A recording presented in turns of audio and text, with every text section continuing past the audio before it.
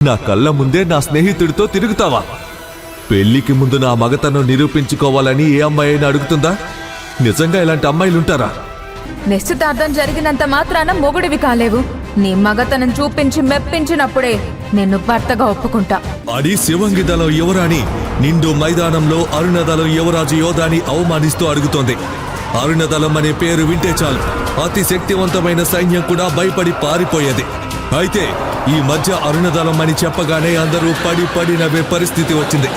దీనికి కారణం మహారాజా రణసింహ కొడుకు యోధ అరుణదళ రాజ్యానికి ఒక కలంకంగా మారాడు. అక్కడి సాంప్రదాయం ప్రకారం ప్రతి సంవత్సరం ఒక అత్యంత కఠినమైన శక్తి పోటీ జరిగేది. అందులో గెలిచిన వారిని అత్యంత గౌరవంతో చూసేవారు. అరుణదళంలోని ప్రతి రాజు తన చిన్న వయసులోనే ఈ పోటీలో గెలిచాడు. కానీ యోధ 18 సంవత్సరాల వయసు వచ్చిన శక్తి పోటీలో గెలవడమే కాదు, గెలుపు అంచులకు కూడా చేరలేదు. ఇది నగర ప్రజలకు మరియు రాజా రణసింహకు చాలా అవమానాన్ని మిగిల్చింది. యువరాజు యోధ ఎంత కష్టపడినా అతని శక్తి నక్షత్రం పెరగడం లేదు. యోధ శక్తిహీనత గురించి సప్తరాజ్యాల ప్రజలకి తెలిసిపోయింది. అతను తన తండ్రితో కలిసి లోకంలో ఏ మూలకు వెళ్లినా అతని శక్తిహీనత గురించే మాట్లాడుకునేవారు. ఇవన్నీ విని యోధ విసిగిపోయాడు.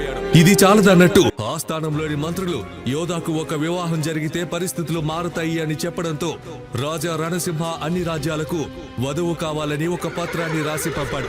కానీ నెలలు గడిచినా వారి పత్రానికి ఒక్క సమాధానం కూడా రాలేదు. దీనివల్ల ప్రజలందరూ యోధా గురించి మరింత చెడుగా మాట్లాడడం మొదలుపెట్టారు. ఇలా ఉండగా ఒకరోజు శౌర్యమహల్లో ఎవరూ ఊహించని ఒక విచిత్ర సంఘటన జరిగింది. అత్యంత శక్తివంతమైన రాజవంశాల్లో ఒకటైన శివంగి దళం రాజు కాలకేయుడు తన కుమార్తె యువరాణి మిత్రవిందాతో కలిసి వివాహ ప్రస్తావన చేశాడు. ఇది విని రాజా రణసింహకి కాళ్ళ కింద భూమి కుంగిపోయినట్లయింది.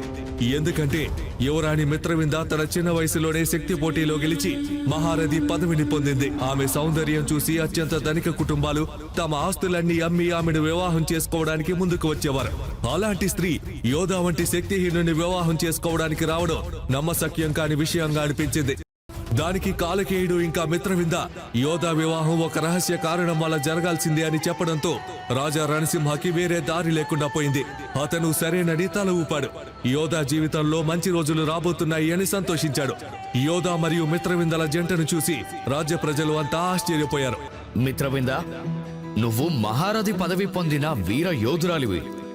అలాంటప్పుడు నువ్వు నా వంటి శక్తిలేని యువరాజును పెళ్లి చేసుకోవడానికి ఎలా ఒప్పుకున్నావు అని మిత్రవింద కళ్ళల్లోకి చూసి అడిగినప్పుడు మిత్రవింద అతని చెంపని ముర్తూ, యోధా, నీ దగ్గరున్న శక్తిని చూసి నేను ఇష్టపడలేదు. నీ మనసును చూసి నేను నిన్ను ప్రేమించాను. ఎన్ని జన్మలెత్తినా ఈ మిత్రవింద నీదే యోధా అని చెప్పింది విని యోధా మనసు కరిగిపోయింది.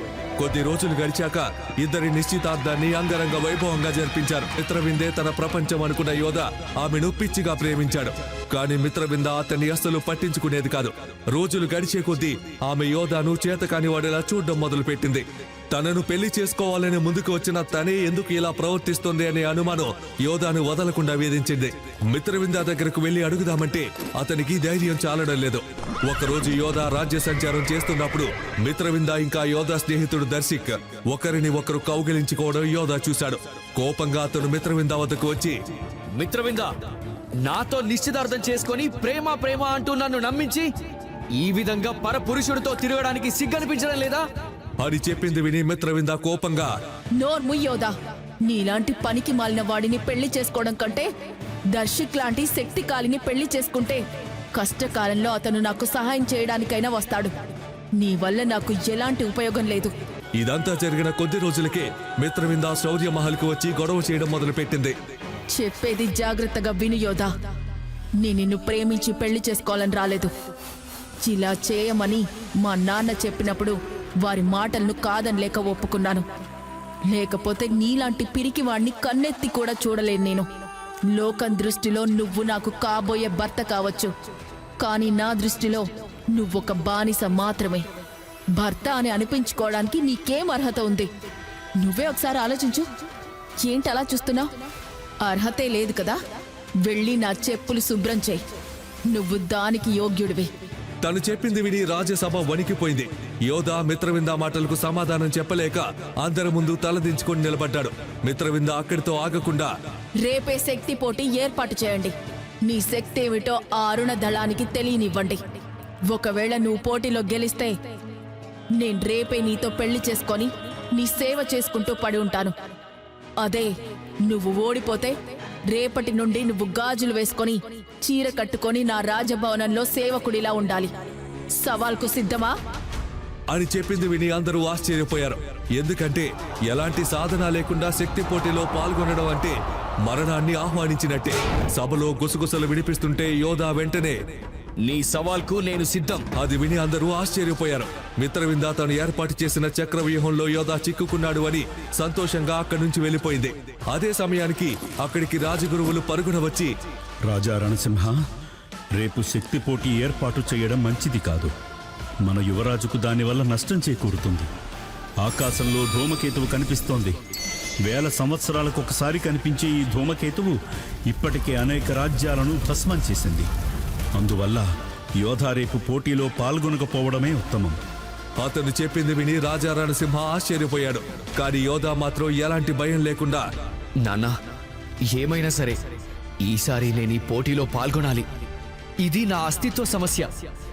నేను ఒకవేళ పోటీలో పాల్గొనకపోతే అందరి ముందు నేను ఒక పిరికివాడినని ఒప్పుకున్నట్టవుతుంది అని చెప్పి సభ నుండి బయలుదేరాడు. మరుసటి రోజు ఉదయం ఊరంతా పండుగలా కలకల్లాడుతుంది. ప్రజలందరి హర్షధ్వానాలతో మహాచక్ర పోటీ వైభవంగా ప్రారంభమైంది. 1000 కిలోల బరువున్న ఆ భారీ స్తంభం 500 అడుగులు ఆకాశమంత ఎత్తుకు పెరిగి చూడటానికి బ్రహ్మాండంగా కనిపిస్తోంది. యోధా ఆ ఏకశిల భారీ స్తంభాన్ని ఎత్తి మృత్యు యంత్రంపై అమర్చాల్సి ఉంది. యోధా ఈ రోజుతో చనిపోతాడు అనుకోగా ఇప్పుడు ఏం చేయాలా అని రణసింహ కన్నీళ్లు పెట్టుకున్నాడు. భారీ స్తంభం వద్దకు వచ్చి దానిని తన చేతితో ఎత్తబోతున్నప్పుడు అతని చేతిలో ఉన్న అతని తల్లి ఇచ్చిన ఉంగరం నుండి ఒక విచిత్రమైన కాంతి బయటపడింది. ఆ కాంతి అక్కడ గుమ్మిగూడిన ప్రజల కళ్ళను కనిపించకుండా చేయగా అదే సమయానికి భూమి రెండుగా చీలి అక్కడ ఎవరూ ఊహించని ఒక భయంకరమైన సంఘటన జరిగింది. అది చూసి మిత్రవింద, రాజా రణసింహ ఇంకా అక్కడ గుమ్మిగూడిన ప్రజలందరూ ఆశ్చర్యపోయారు.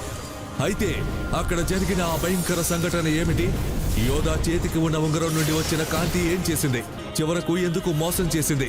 యోధా జీవితంలో ఒక్కసారైనా శక్తిశాలి మహారథి అని అనిపించుకుంటాడా? ఈ ప్రశ్నలకు సమాధానాలు తెలుసుకోవాలంటే నెక్స్ట్ ఎపిసోడ్ వినాల్సిందే. క్రింద ఇచ్చిన లింక్ ని క్లిక్ చేసి పాకెట్ ఎఫ్ఎం యాప్ ని ఇన్స్టాల్ చేసుకోండి. Stay tuned to Pocket FM.